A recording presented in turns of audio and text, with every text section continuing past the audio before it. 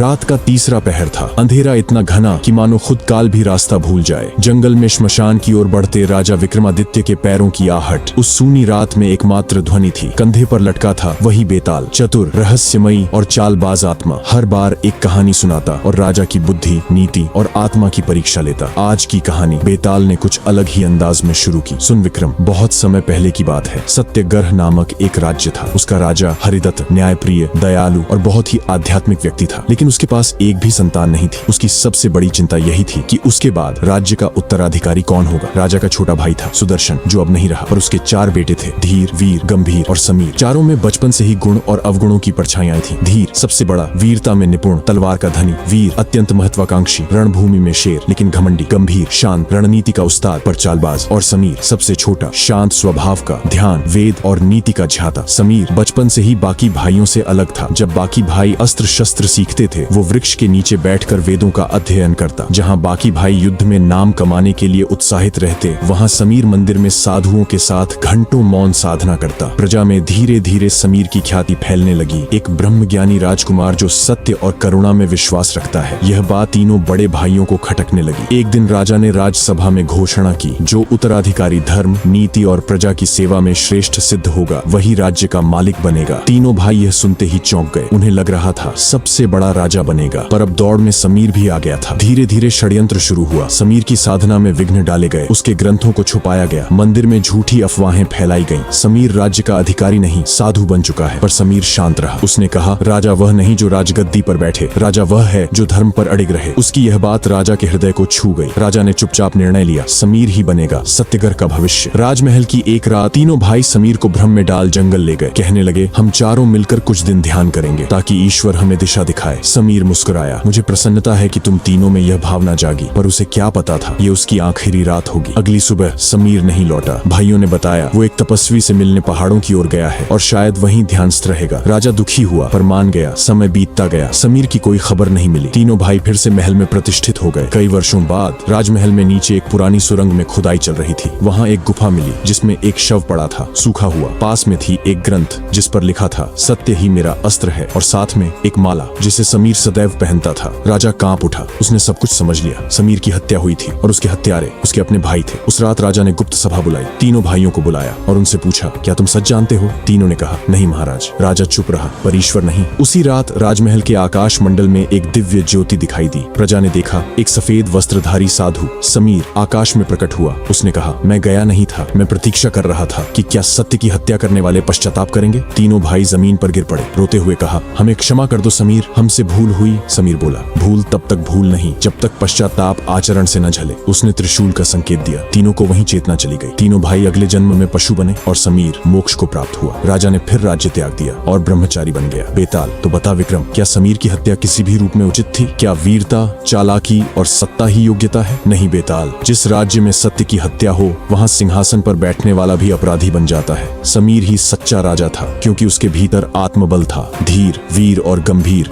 बलवान थे पर अंधे थे, और जिसने सत्य को मारा उसे समय ने नहीं छोड़ा। हाँ हाँ हाँ विक्रम, तू फिर जीत गया, पर अब अगली कहानी में तू खुद को खो देगा। जिस समाज में धर्म, नीति और सत्य को निर्बल समझा जाए, वहाँ विनाश निश्चित होता है। राजा वही है जिसके निर्णय में आत्मा की गूंज हो। बल, राजनीति और छल क्षणिक सफलता दे सकते हैं, पर सत्य वही अंतिम विजेता होता है। और याद रखना, जिसने एक निर्दोष को मारा, उसने खुद को मार डाला। बेताल की कहानी सुनकर विक्रमादित्य की आंखें पल भर को भी नहीं झपकी, पर तभी बेताल मुस्कुराया और बोला, हाँ हाँ हाँ विक्रम, तू सोच रहा होगा कि कहानी यहीं खत्म हो गई, पर सत्य का अंत नहीं होता। समीर का मोक्ष तो बस एक परीक्षा थी, अब असली अग्नि परीक्षा शुरू हुई। कहानी अच्छी लगी तो वीडियो को लाइक और चैनल को सब्सक्राइब करना।